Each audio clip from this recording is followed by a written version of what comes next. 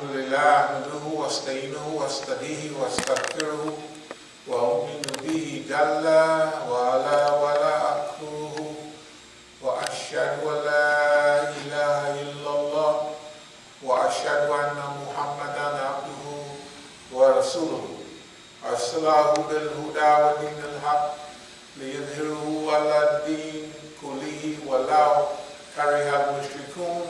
All praise belongs to Allah. We praise Him, we seek His help, His assistance, and His guidance. We believe in Him and do not disbelieve in Him. I bear witness that there is no God but Allah, and Muhammad sallallahu alayhi wa sallam is His servant and messenger. Allah sent Him, that is Muhammad, with deen al-haq, the religion, the way, the methodology of truth. This way of life known as Islam will rise to its proper position in this world, whether the mushriks like it or not. Amma ba'd, fa inna asdiqal hadith kitabullah wa awtaqa al-ura kalimatu taqwa wa khayrul milali milatu Ibrahim wa khayrul sunani sunatu Muhammad sallallahu alayhi wa sallam. وأشرف الحديث ذكر الله وأحسن القصص هذا القرآن وخير الأمور عوازموها وشر الأمور محدثاتها وأحسن الهدي هدي الأنبياء وأشرف الموت قتل الشهداء وأما علامة دلالة بعد الهدى وخير الأعمال ما نفاها وخير الهادي ما أتباها وشر الأمة أما الكرم. The Prophet sallallahu alayhi wasallam has said the most truthful of discourses is Kitabullah, or the Book of Allah, and the most trustworthy word is Taqwa, or the fear of Allah. The best of the community is the community of Prophet Ibrahim. The best way of life is the Sunnah of Prophet Muhammad sallallahu alayhi wa sallam. The remembrance of Allah is the most glorious of all things. The best of all narrations is Quran. The best acts are those requiring the highest degree of will and determination. The worst acts are those based on innovation. The best way of life is the one adopted by the prophets of Allah. The most glorious death is the death of the martyr. The most wretched blindness consists of going astray after finding the right way. The best acts are the ones that yield benefits. The best guidance is that His people may be able to follow. The worst blindness is the blindness of the heart. Bismillah ar-Rahman ar-Rahim. Inna Allah yahmuru bil-adli wal-ihsani wa ita'i dil-qurba wa yanha al-fashai wal-munkari wal-baghi ya'idukum la'allakum tadhakkarun. Allah commands justice, doing of good, and liberality to kith and kin. He forbids all shameful deeds and injustice and rebellion. He instructs you that you may receive admonition. فَمَنْ يُرِيدِ اللَّهُ أَنْ يَهْدِيَهُ يَشْرَحْ صَدْرَهُ لِلْإِسْلَامِ. Those whom Allah in His plan willeth to guide, He opens their breast to Islam. Ya ayyuha alladhina amanu attaqullaha haqqa tuqatihi wa la tamutuna illa wa antum muslimun. O you believe, fear Allah as He should be feared, and do not accept in a state of Islam. Wa tasimu bihablillahi jami'an wa la tafarraqu. Hold on all together by the rope which Allah stretches out to you, and be not divided. كنتم خير أمة أخرجت للناس تأمرون بالمعروف وتنهون عن المنكر وتؤمنون بالله. You are the best peoples ever raised up for mankind, enjoining what is right, forbidding what is wrong, and believing in Allah. أقول قولي هذا وأستغفر الله لي ولكم.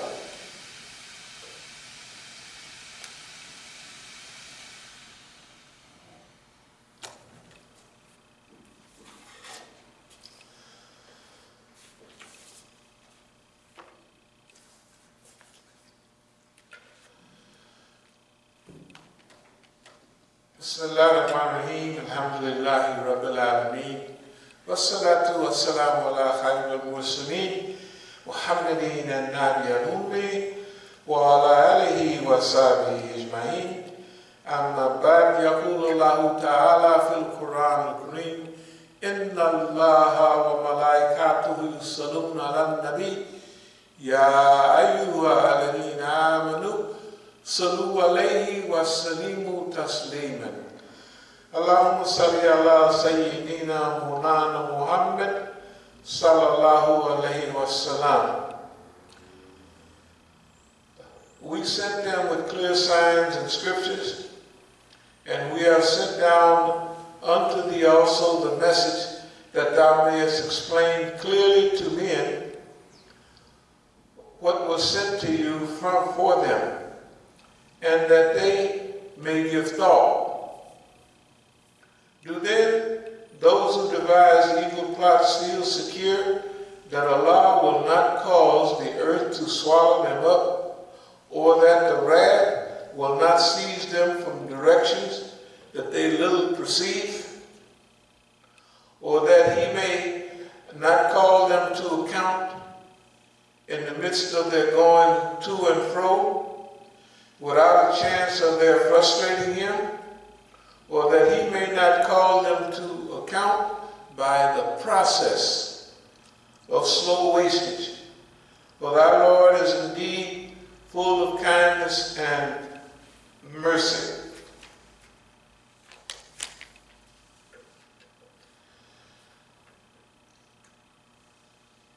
Whether we shall show thee within thy lifetime part of what we promised them, or take to ourselves thy soul before it is accomplished. Thy duty is to make the message reach them. It is our part to call them to account. See they not that we gradually reduce the land and their control from its outlying borders, where Allah commands, there is none to put back his command, and he is swift in calling account. Those before them did also devise plots. But in all things, the master planning is Allah. He knoweth the doings of every soul, and soon will the unbelievers know who gets home in the end. This is a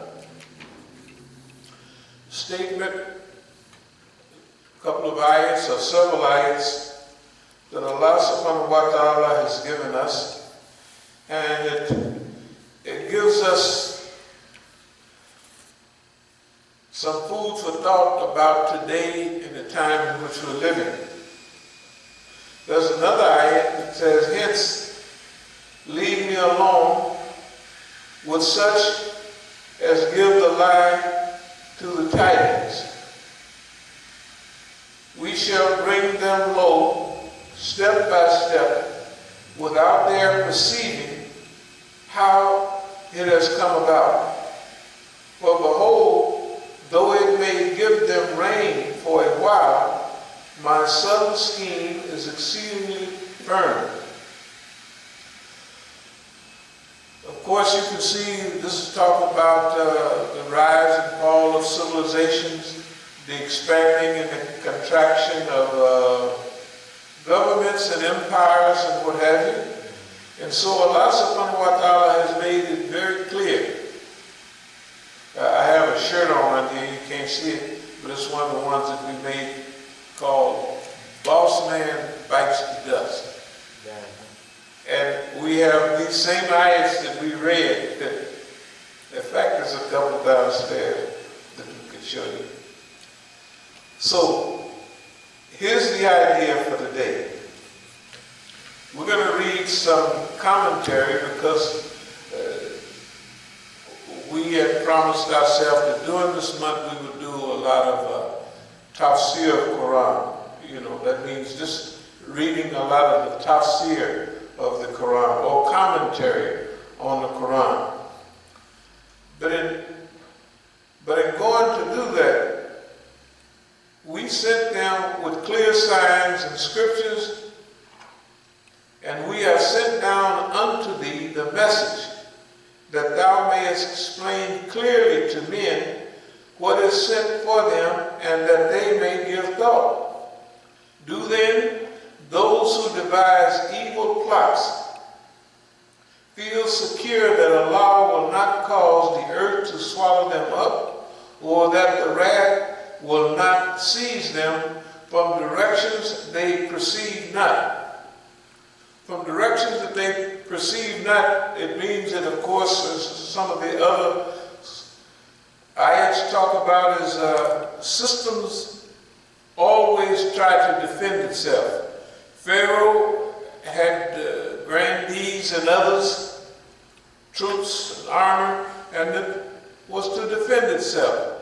It had snitches and informers and all kind of people in and out of his community, and they informed Pharaoh and his managers and those leaders and those organizers devised plots and schemes to preserve the Pharaonic Empire, which was known as Egypt in those days. And in fact, it still is.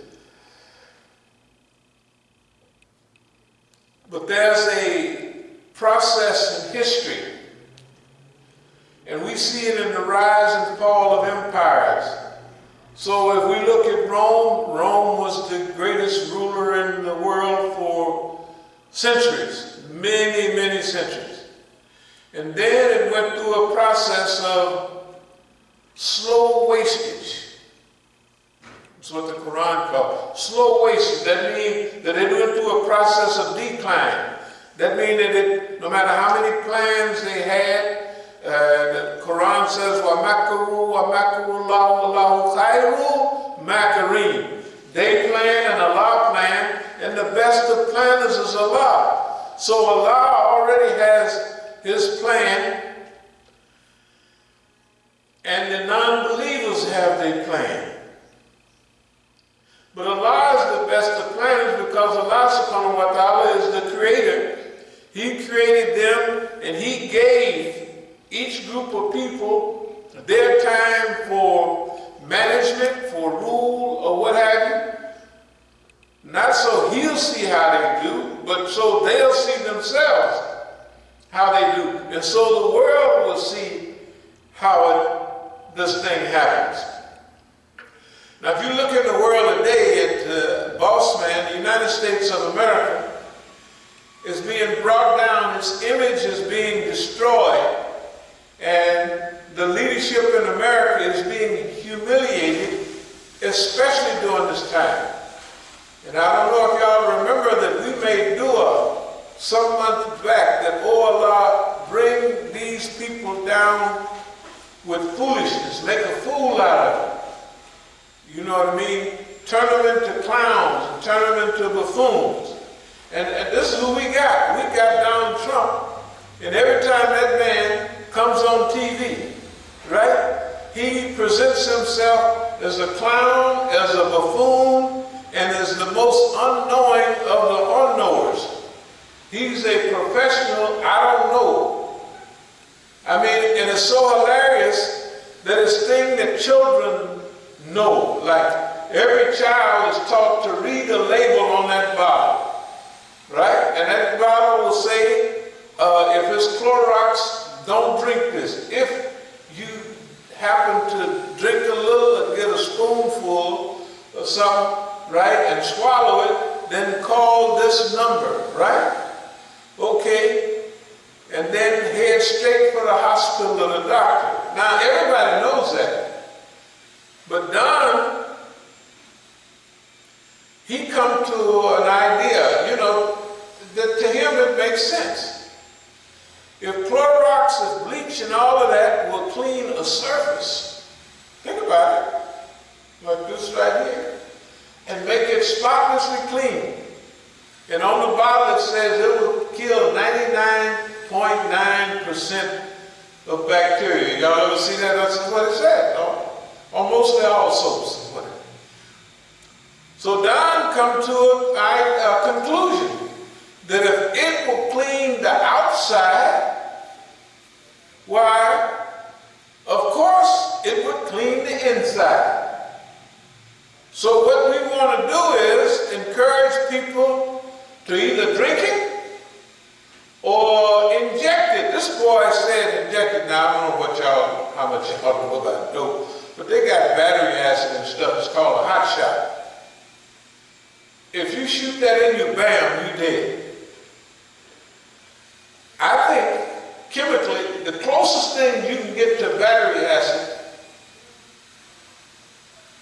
for a hot shot is bleach. If you got filthy water, you know, chlorine in the swimming pool and all that, it just cleans and purifies things. The formula for cleaning water, polluted water, per 1 gallon, if you got a gallon of water, you take 1 tablespoon of bleach, regular bleach. If you ever get caught somewhere stuck and you don't know whether the water is purified or not, all you do is take 1 tablespoon of bleach, put it in that water.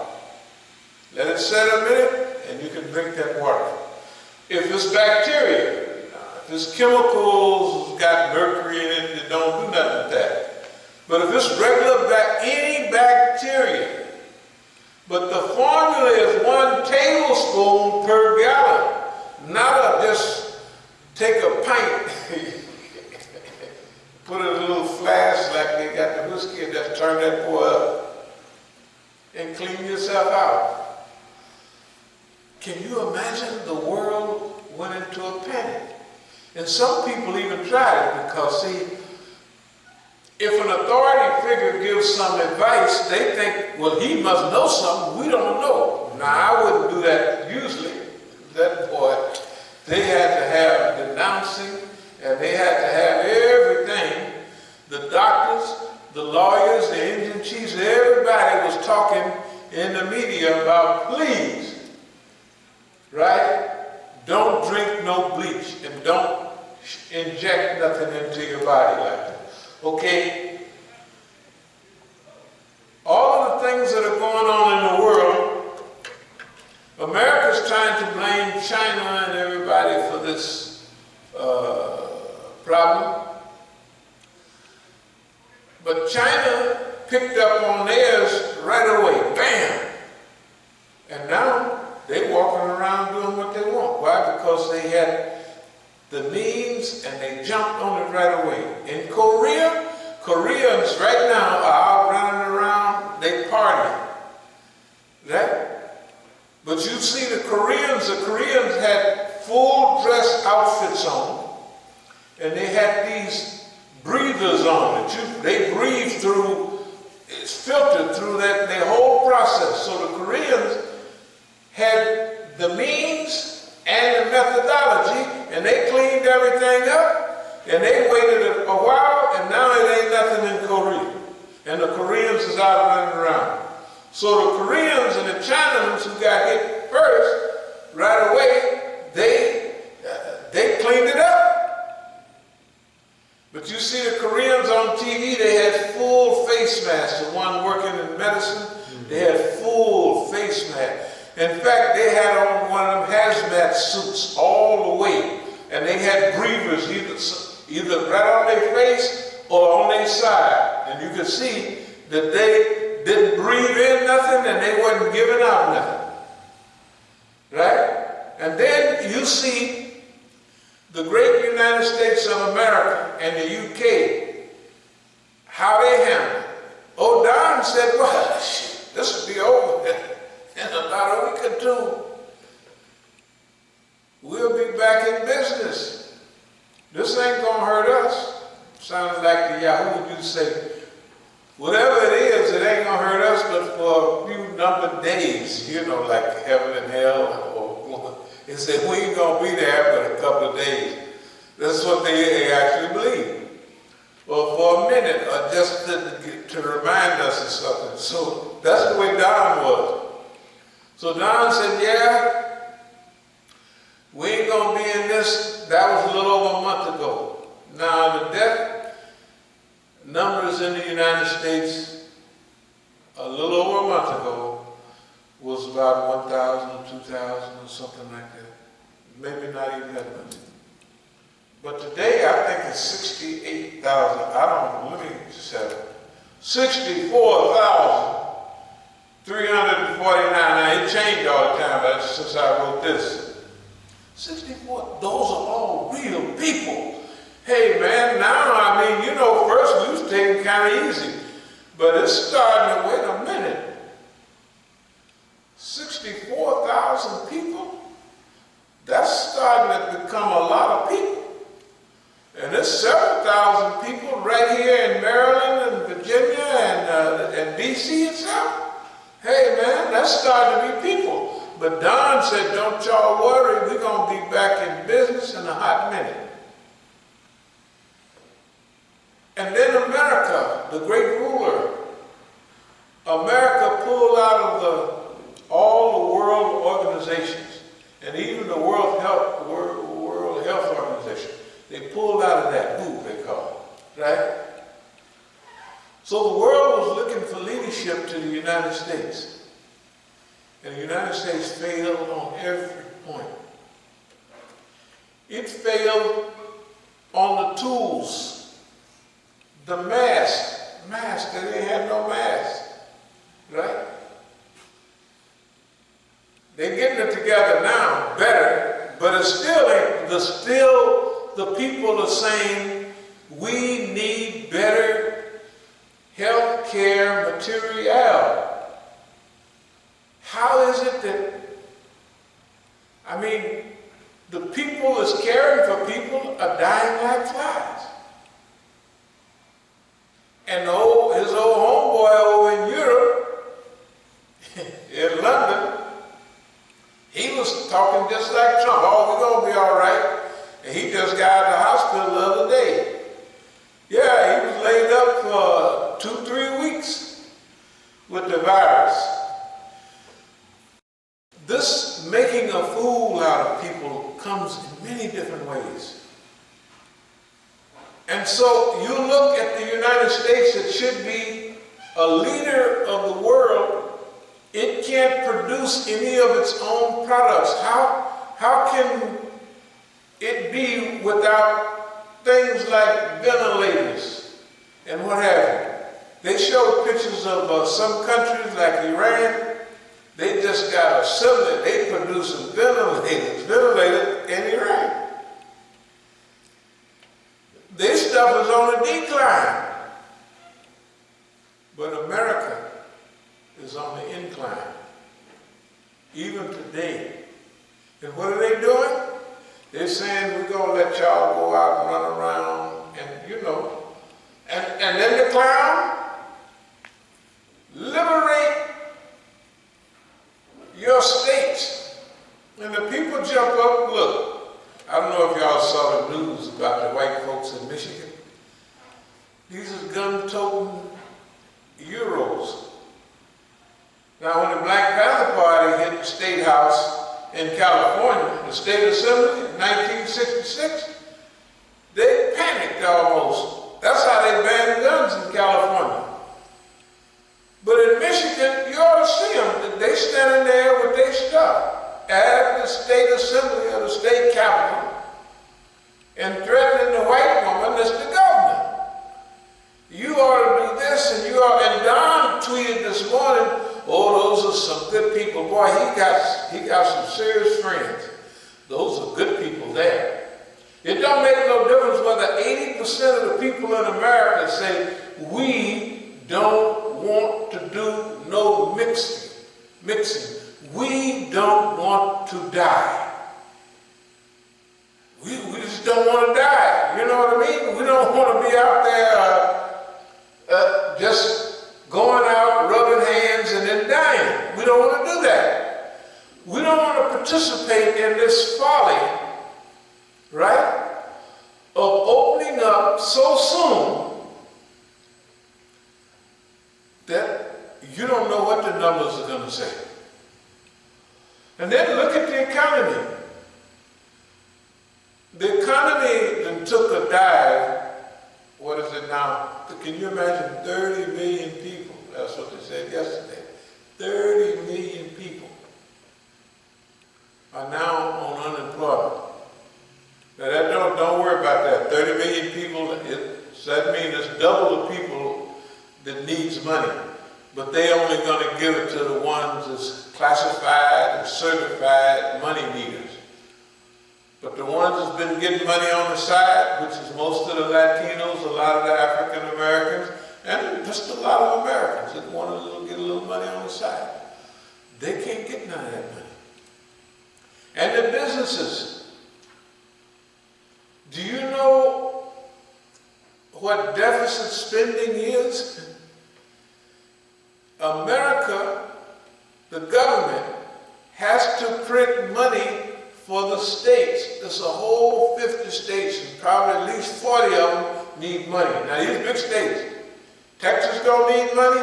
California already said we need money. New York saying it right, hey, we need big money. That means each state needs billions of dollars. That's going to add up to trillions, because the people, the state is the one that give you your social, all of the little checks that, you know, the po' boy we used to call it, unemployment, yeah. They give out them checks. The government got to give them the money to give to the people. If they don't give the people money, first of all, this is the first, they're talking about rent strikes today already. All over the America, they talking about rent strikes. Some say, well, we're going to give you a little break, 3-month break. Some say, we're going to give you a break, but then after you got to have a balloon payment to pay all the money back after. And then the people said, hey, no, we can't do that. We can't do that. First of all, we're going to be broke. Like now, if you get a check, it's been a month without money. Have you seen the lines of cars for the people that have food, need food? You look at those cars are newish. Those are not old clunkers. Every car in that line is last 5 years, they look like they, right? You see them cars that people come in getting food? Those are new cars. They have air conditioning, all that stuff, tinted windows, they're new cars. They need food. They need food, and they need it now. And the mile, they say at 8 o'clock in the morning, the lines are a mile long in those cars already. You can see it on TV, you can see it all the time. I want you to think about the view of how the world sees America now. How did America perform when it faced a challenge? And this is the beginning of the challenge. This is not the end of it. See, everything is starting now, and it's building up, it's picking up weight to slide down the hill. Yes, it's 30 million people need unemployment. That's 30 million people that got there to sign up. The other people haven't even had time to get in, because every time you punch a button, the system go down. Right, it's simple, it's overloaded. All the systems overloaded. And people that need money, the first big money, they gave all that money away because they gave big chunks of it away to all their friends. They gave it away to all that just 2 weeks ago. They gave all that money, it was gone within a week, easy. All the middle class and poorer people, the money they supposed to get, now they're talking about that's coming through the line. And we're going to hook you up. And the people see all of that. I'm trying to paint you a picture of how the world sees America. Is it America the great? America the efficient, the effective, right? No. America is being reduced by a process of slow wastage, step by step, leading down, right? Being brought down in the eyes of the public. What public? The whole world, external and internal. Inside the United States and outside the United States. And like I said, that's what our shirt says. Boss man bites the dust. So Allah is saying to the prophet, whether we show you this stuff in your lifetime or postpone it, don't you worry about it. Your job, that thou mayest explain clearly to men what is sent to them, that they may give thought. In other words, this is a clear sign from Allah subhanahu wa ta'ala. And these signs say that you should explain to the public the reality of what the message is. Right. Then it goes on to say, or that they may not call them to account in the midst of their goings, to and fro without a chance, though they're frustrating him. Now, because for that, then those who devise evil plots feel secure that Allah will not cause the earth to swallow them up, or that the wrath will not seize them from directions they perceive not. Pharaoh was brought down from a position that he didn't perceive. He had plans and schemes. The great British Empire, the sun never set on the British Empire, but it was brought down, right, from directions and by forces that they did not perceive. Whether it was Rome, whether it was the British, Pax Romania, Pax Britannica, and Pax Americana. That's what we're talking about today. We're talking about the visualization of decline of a historical, dynamic empire that had global implications, that is brought down before our eyes. We're living in that period. We're living well, every period is a great historical period, but this period is the period when we're alive. Therefore, it's the greatest period because we're alive during this period, right? And for us, this is it. The past is not any of our, can't go back and fix history, nor can we extend our life beyond what Allah wrote it to be, to go into the future and fix that up. We can't do that. But what we can do is right now, we're alive in this time. And sure, we'll deal with it later in the commentary, but we don't need to be sad. Well, that's a bad way to put it, but we shouldn't overburden ourselves with our lack of ability to influence global events as long as we're doing our part during the time that we're living in. And this is what Allah subhanahu wa ta'ala told the messenger. I have several ayats. I don't know if I should read them all because it's quite a bit.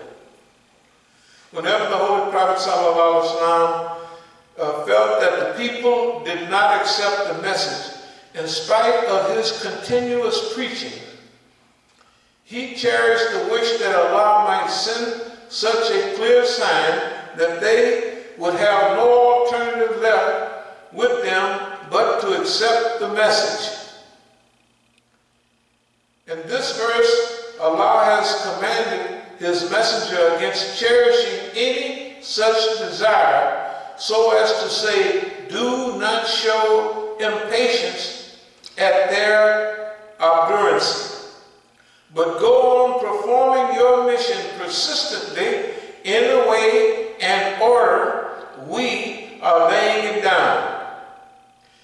It is this mission, or if this mission had to be performed by means of a miracle, or miracles, could we not ourselves have done so? This is not what Allah said. If you wanted to depend on a miracle showing everybody, right? Or the signs convincing everybody, right? Then couldn't I just make the people, oh, there's a sign? Or in one of the commentaries, Allah subhanahu wa ta'ala says, I could have made the people like angels or anything. If I wanted to, if I didn't want to put on the human being, right? Something different. Now, I want to diverge just 1 second. The angels are perfect beings. What I mean by perfect is they do exactly what they ordered to do. Some ayah says we only hymn the praises of Allah. They only do it. Right? That's what they do. Okay. So they can't not do that. But then why is a human being can be better than an angel? And an angel don't make no mistakes. Because of the combat. The angel has no combat mission with the shaitan. But the human being is set in this world and he has to face the challenge daily, hourly, sometimes down to the minute of the shaitan who's persistent in encouraging evil, who is insistent in you following his way. So therefore the human being can rise above the angels and he can sink down quite a ways. But we know that this method is not suitable for bringing about that intellectual and moral revolution and for the establishment of the righteous society for which you have been appointed as a messenger. If, however, you cannot endure the heart-burning caused by their indifference and rejection, and if you imagine that a tangible sign might appeal to them, is required to break this inert state in their minds, then you should yourself try to bring about such a sign. You may, if you can, go deep down into the bowels of the earth or ascend up to the heavens for this purpose. But you should not expect from us that we will fulfill this desire of yours. For there is no room for it in our scheme. This is Allah's commentary, Allah telling the messenger several ayats. You've probably been reading the Quran, so there's many ayats you come to that I was not sent here, or we didn't send you as a supervisor over their affairs, right? We didn't send you to call them account. We sent you to preach openly and clearly. Okay. This is to impress that it is not the purpose of Allah that each and every human being should be forced to accept the guidance somehow, some way or the other. Had it been so, He would have created them in such a way that they would have been righteous at birth. If we go on and on and on, and we can see that in some cases, people are scientists, engineers. They study botany, sociology, psychology. They're digging up in the earth, and they see all the signs of olden days. You know, they go out and they digging up in the earth, and they say, man, that was actually big giant dinosaurs, right? That they actually existed, or the bones wouldn't be there, right?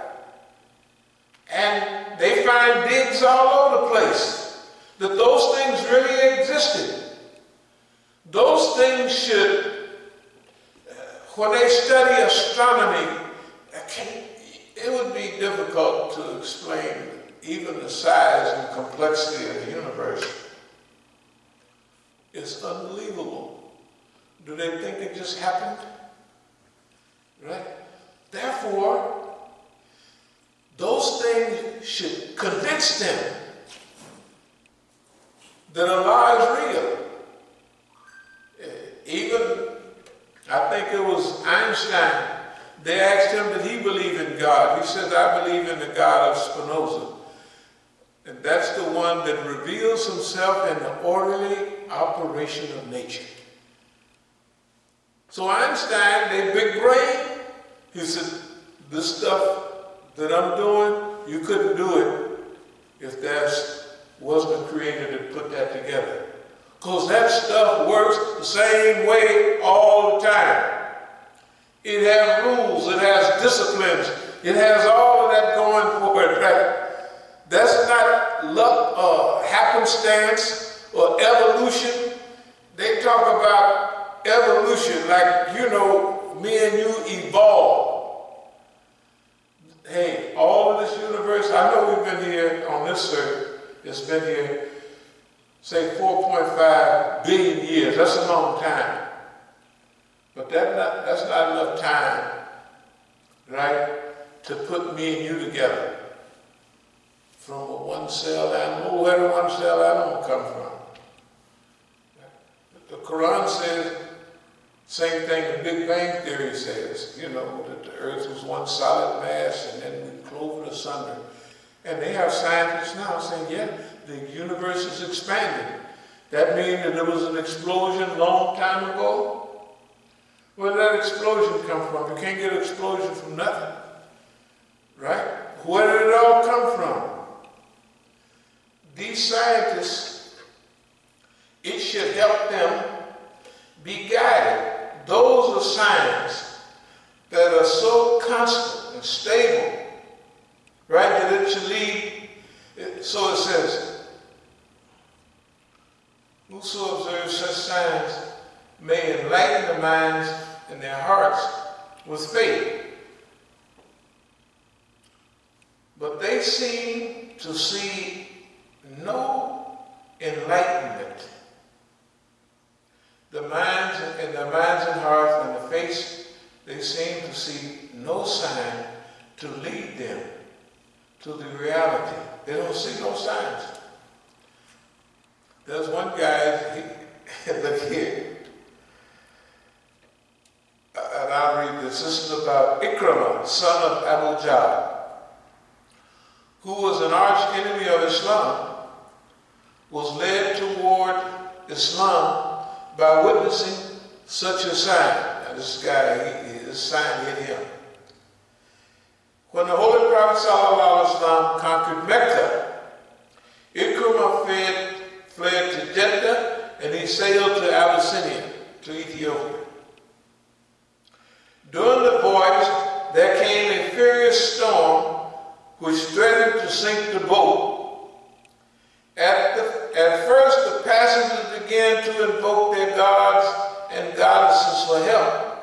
But when the storm became so violent that they feared that the boat was going to sink, they all cried out that this is not the time to call on anyone except Allah.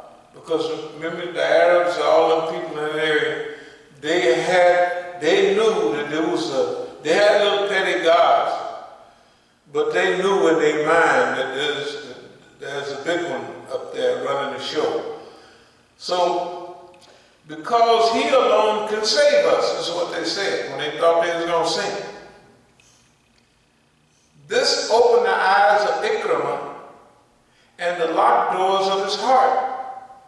If there's none except Allah to help us, how can there be any to help us in the other place? If that God's right there on the ship, over the ship, and that's who they calling on, then that one is there and he's in the other place too. This is what Muhammad sallallahu alaihi wasallam has been teaching us for the last 20 years. And we have been fighting against him about it. That was the most decisive moment in the life of Ikramah. He made a solemn pledge with Allah to this effect: if I escape from this storm, I will directly go to Prophet Muhammad sallallahu alaihi wasallam to become one of his followers. Allah rescued him from the storm, and he fulfilled his pledge. He not only became a Muslim, but spent the rest of his life in the service of Islam, performing jihad. Ikramah, Abu Jahl, somebody did it. So, that was a sign enough for him. You know, the boat getting ready to sink. Oh, it's shaking a little bit. Everybody, yeah, man. And all them names. And then the shaking gets serious. You know, they know this is serious here. So then they start calling on Allah. So Ikramah is watching all of this. And he said, hey, man.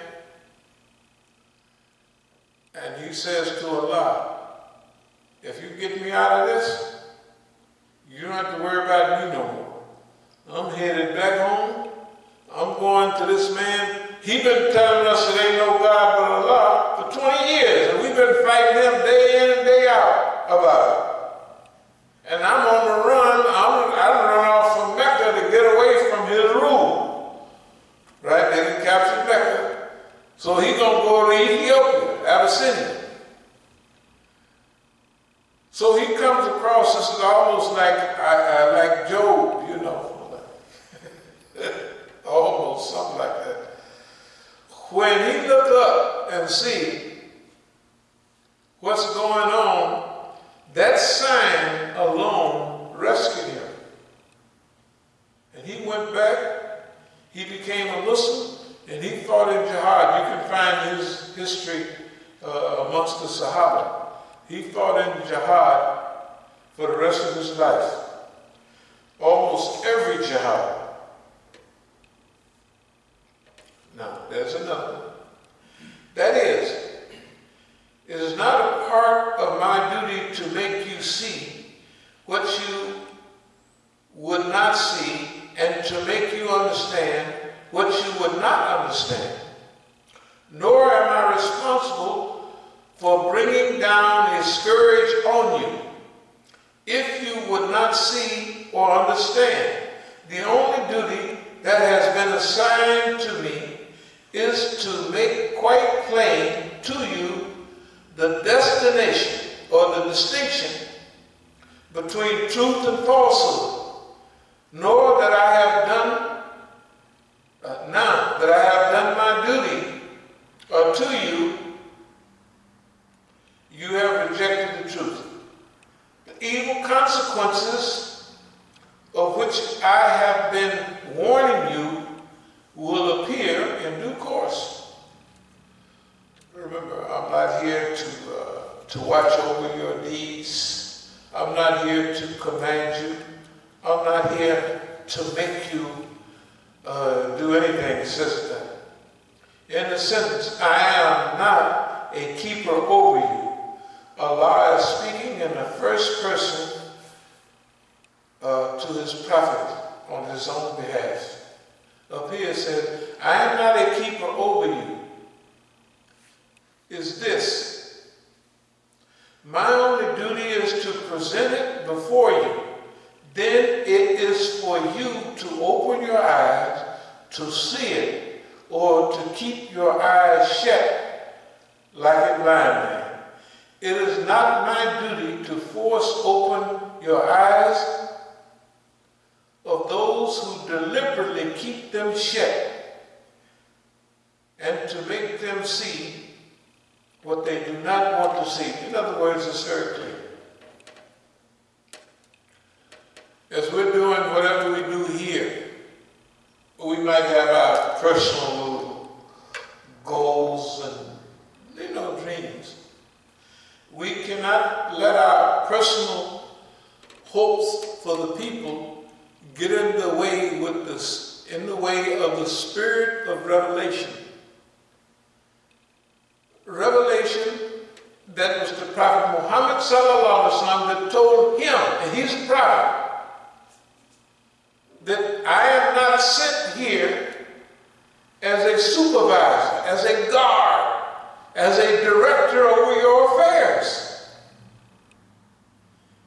If you see these signs, that's good for you.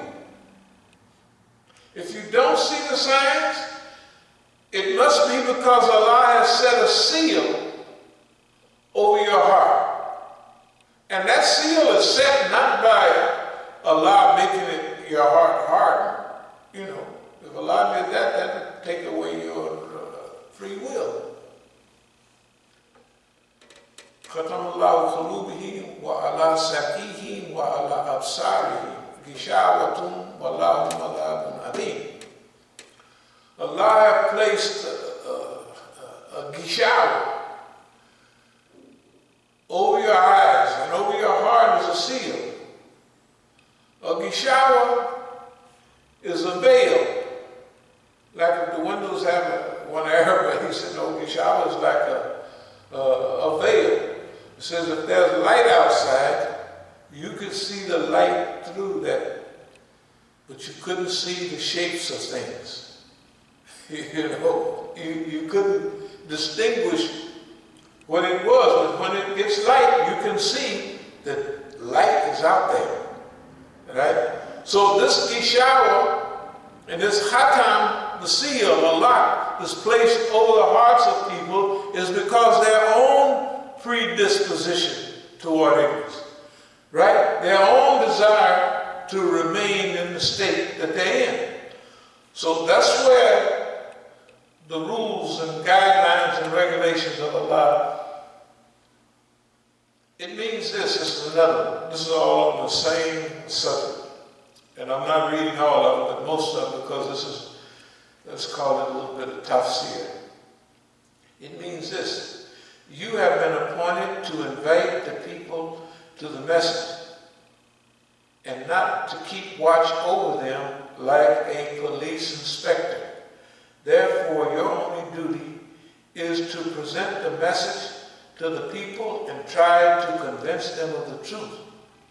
After that, I leave it to them to accept the truth or to reject it.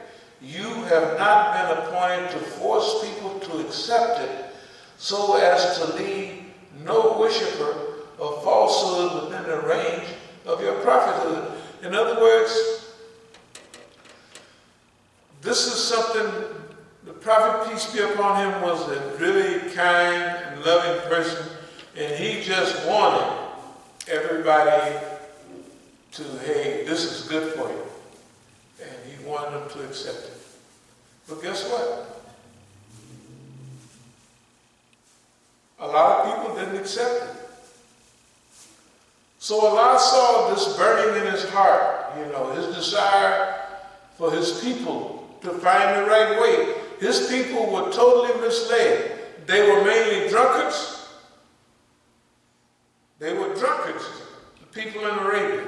And they were in debt. And guess what? The Yahud controlled both.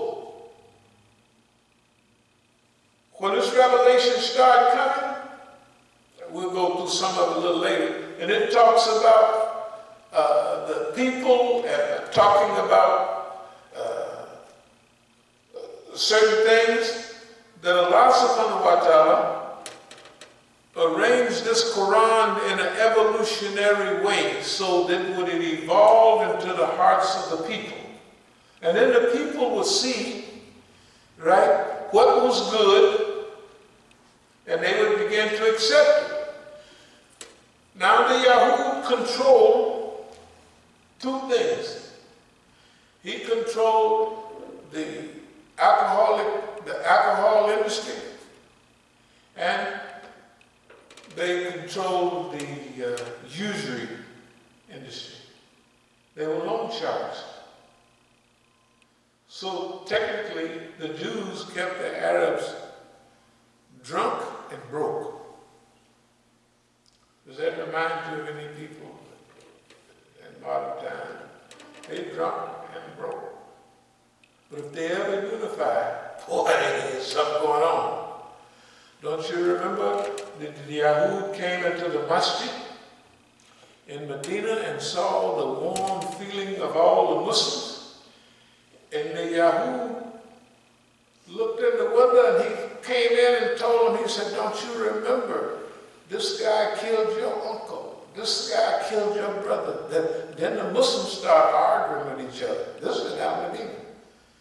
The Prophet ﷺ came and he said, this is Jahiliyyah. This is ignorance. The Yahud couldn't stand it. Who do you think can't stand me and you getting nothing going on right now? It's the Yahud. Who do you think is over all the Arab studies program?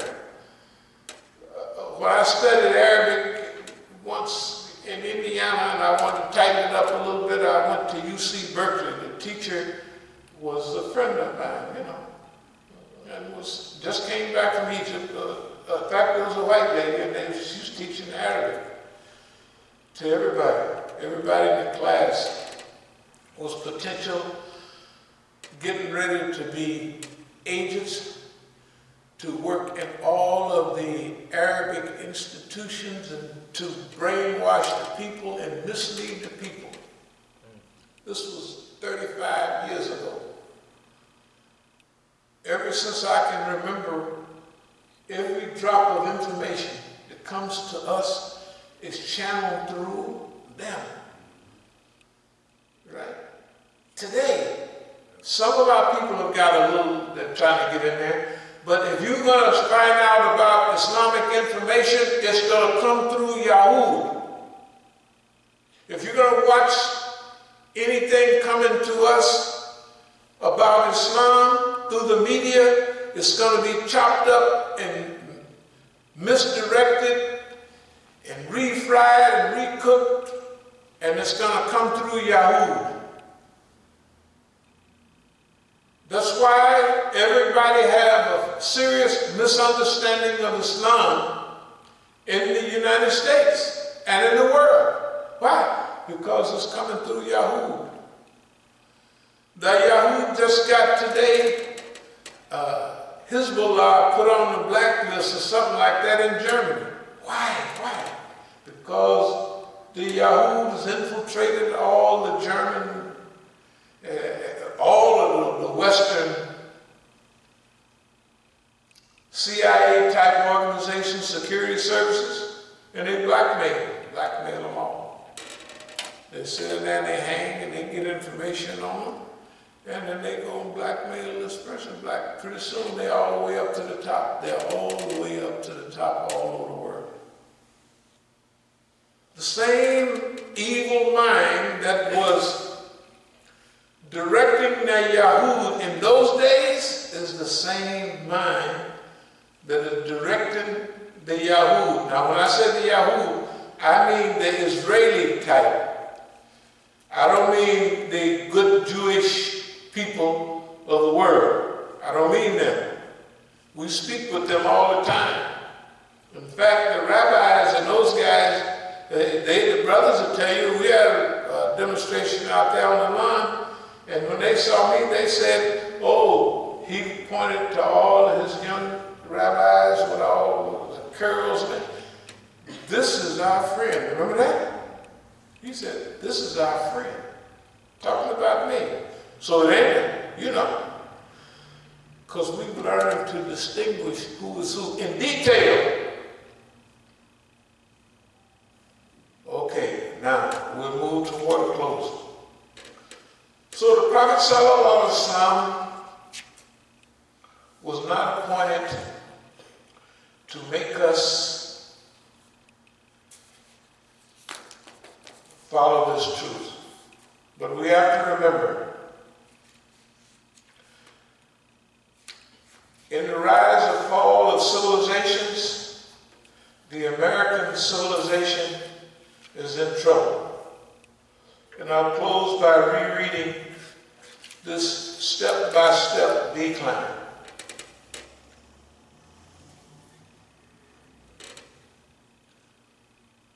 We sent them with clear signs and scriptures,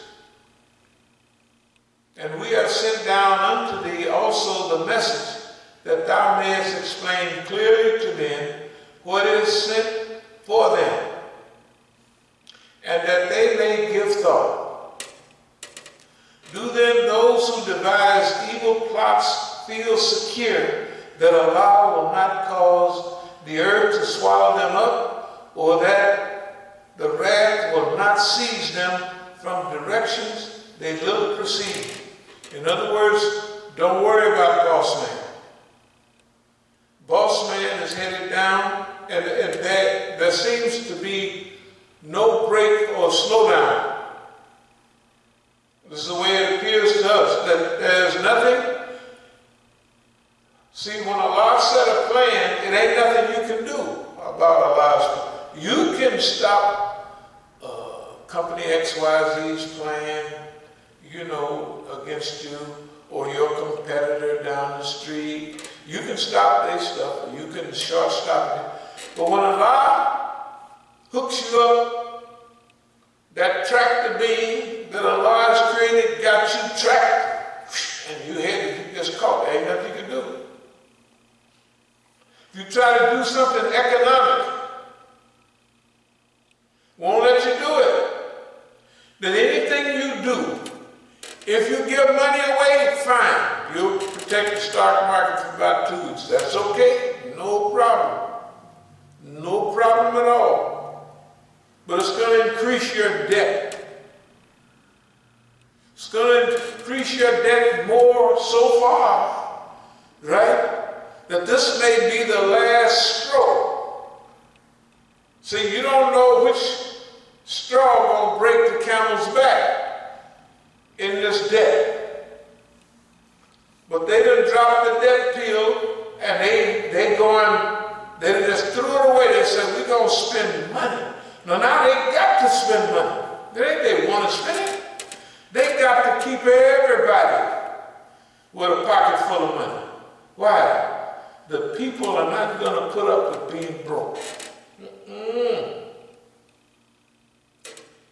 And they had already increased the fear in the people.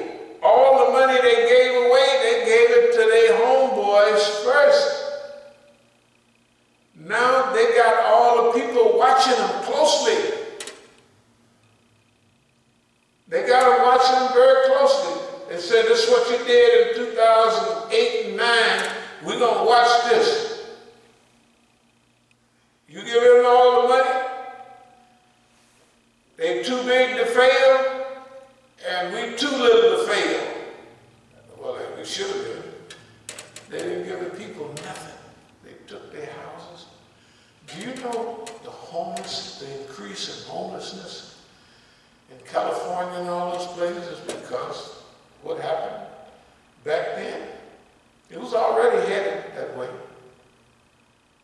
But they increased it. I want you to think about now.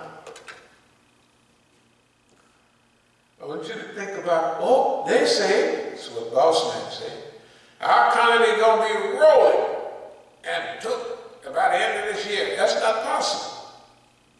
Because the slide is still in. It's 3 million, 30 million people right now getting unemployment. That's legal, we need unemployment. Next week it'll be 35 million, 40 million. It may not stop till it's 50 million people. Well, somewhere around there. But it don't make no difference. If you got to pay 30 million people to stay home, for how long? We want to get everybody out there. Again, a lot of them just scramble up their brains. We got to get our money back in a hurry. Well, you can't get it back in a hurry. Why? Number one, it's still sliding. Inertia got it going down already. You can't get people back to work in a hurry, right? Because number one, 80% of the people don't want to be bothered with no work. They want to be alive. Them 2 or 3 people standing in front of state houses and talking out the side of their mouth, hey, somebody sit them there. The rest of America don't want to go. I don't care how many restaurants you open, the people ain't going in there. Not even sit down because they want to live. See, the numbers when they was 500 people, 1,000 people, when it's 64,000 something people, right? When it's 64,000 people, today, that have died, of course now we know it's probably more than that because they don't count this, they don't, this person died from it, they ain't gonna count this, they ain't gonna count that. Don't worry about it. But the numbers are staggering already. Do you know who has the highest number of people in the world? Is them. I mean, right here, that are passing away. All right. Or that he may not call them to account in the midst of their goings to and fro without a chance of their frustrating him. Or that he may not call them to account by the process of slow wastage.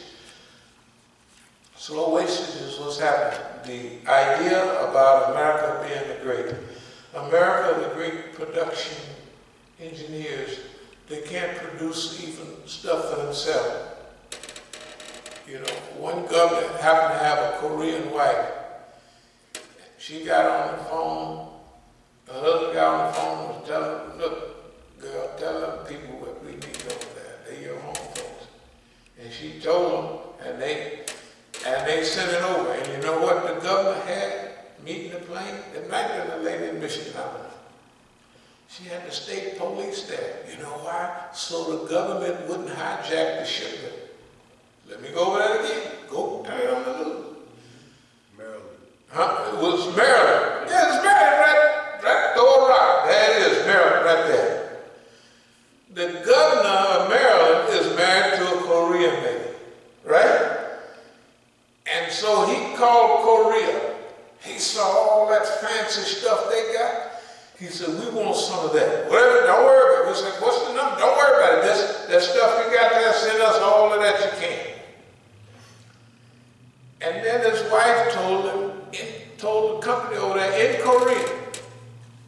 They put it on a plane, and they shipped it, now they're going to ship more. The Maryland State Police was right at the airport. No, BMW, right? Not BMW, BWI. It was BWI, right? The state police, them little funny smoking the bad hats was out there to make sure that there's no piracy. Can you imagine what that looks like to the world? It's not only that. And Don, look here, Don is so crazy. Forget about the stock market. Look, if the stock market have all this bad news and it's going up for a while, you know there's something wrong. And the people said, well, the stock market don't reflect the economy. It don't. So Don, what is this? Chaos in the White House. That's what they got. Wealth distribution, rich, rich, rich.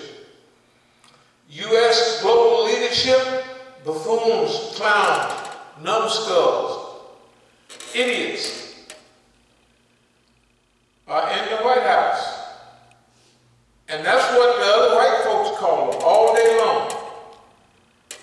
If you're watching anything but Fox News, they say this White House has gone crazy. That's the image of America the Great being brought down by a process of slow wastage. That's what it is. That is slow and it's serious. Look at here.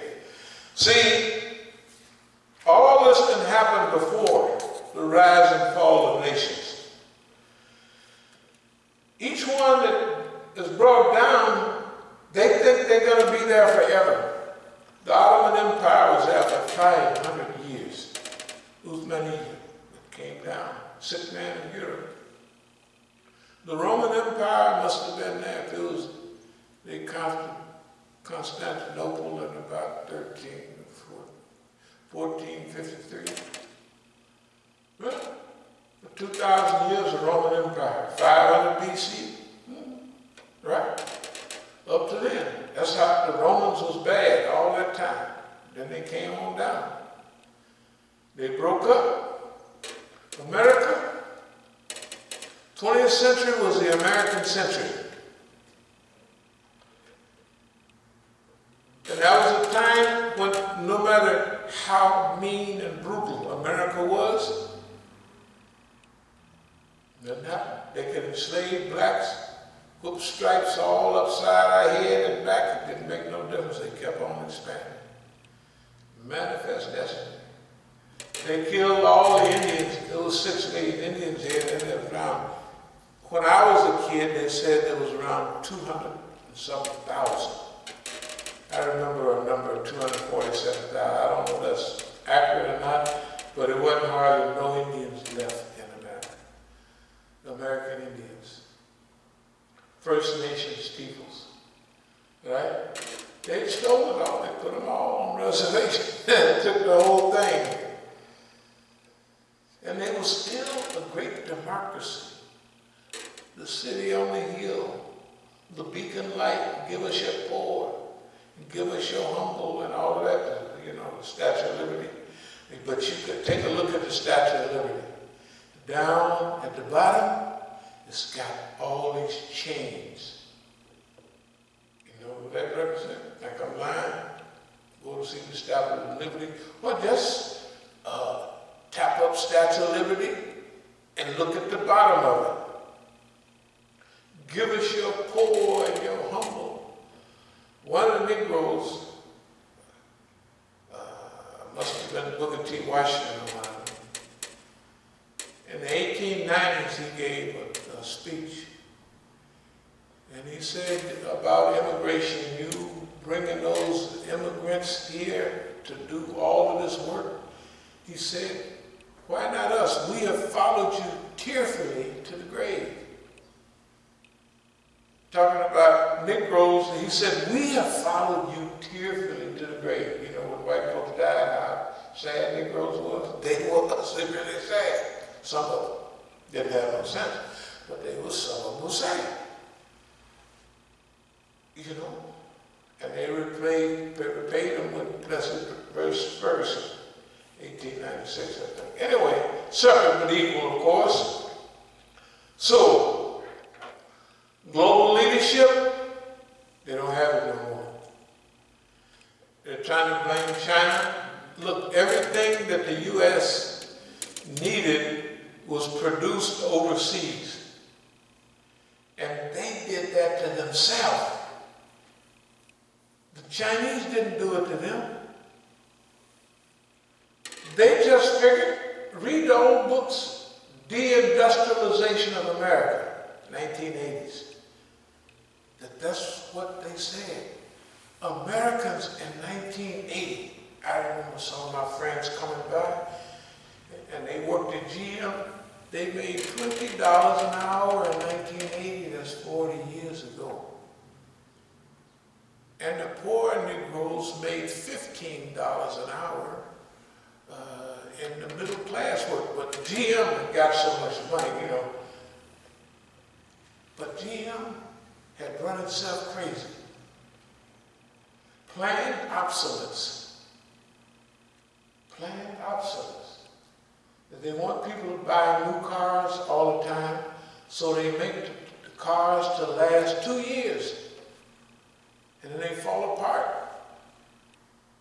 Right?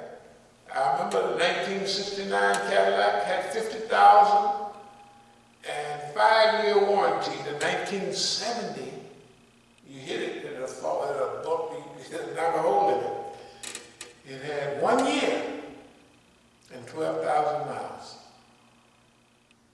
Right?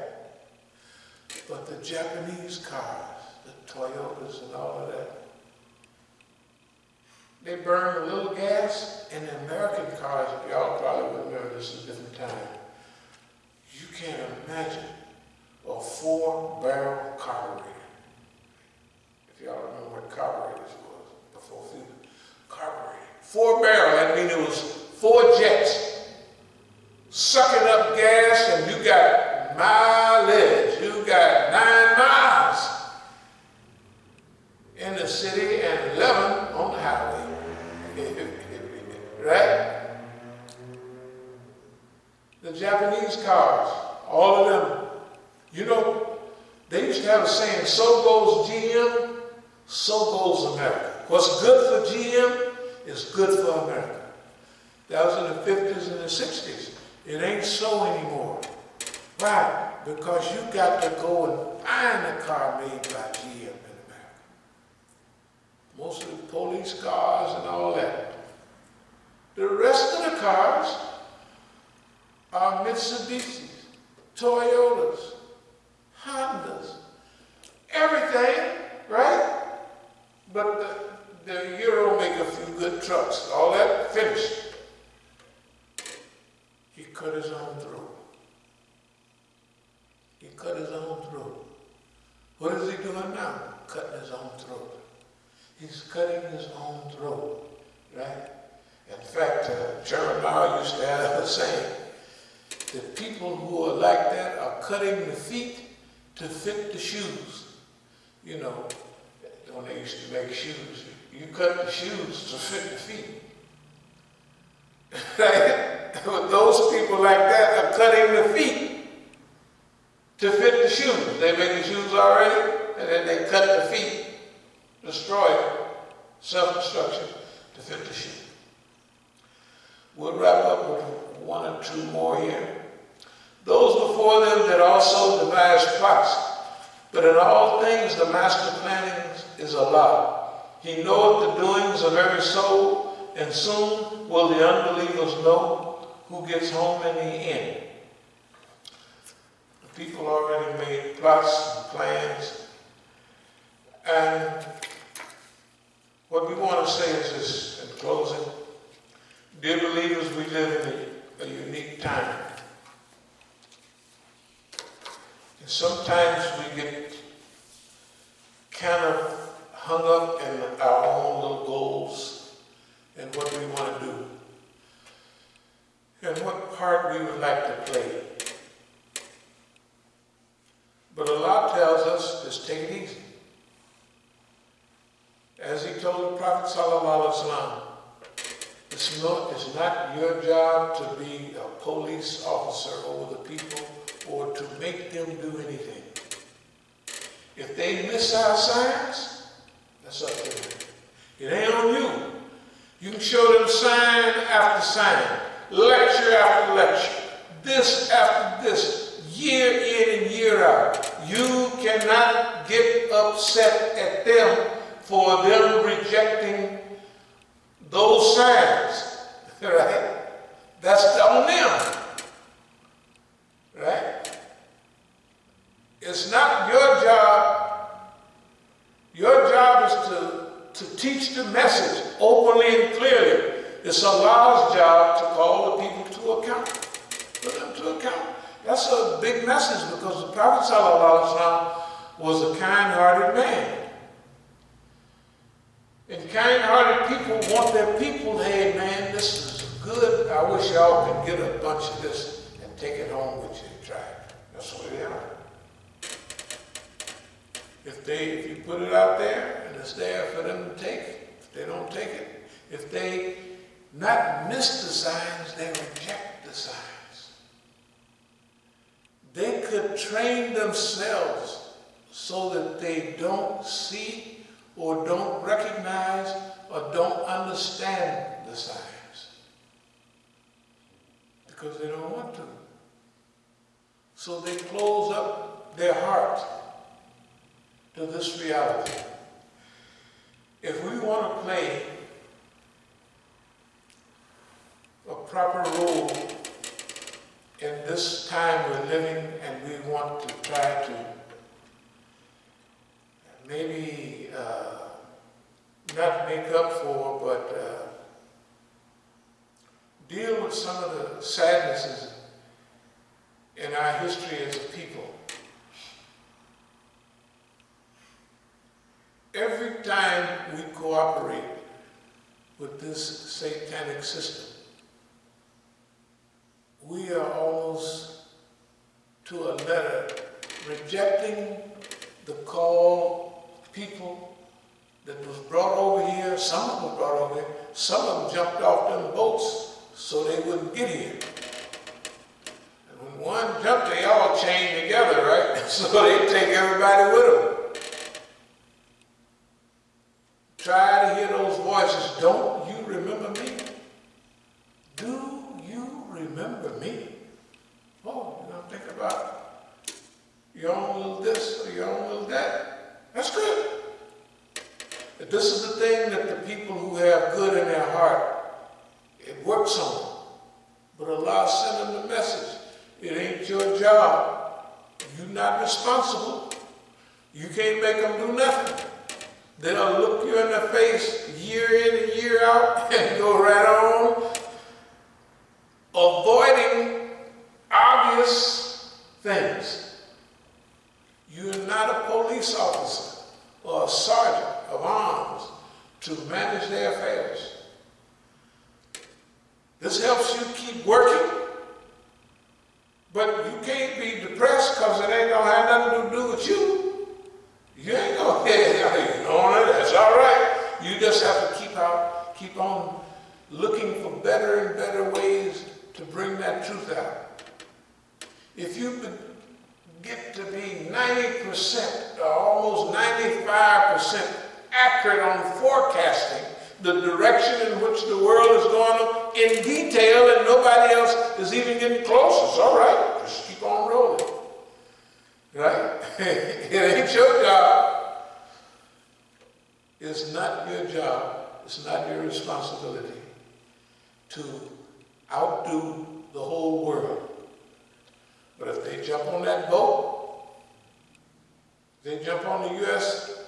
Titanic,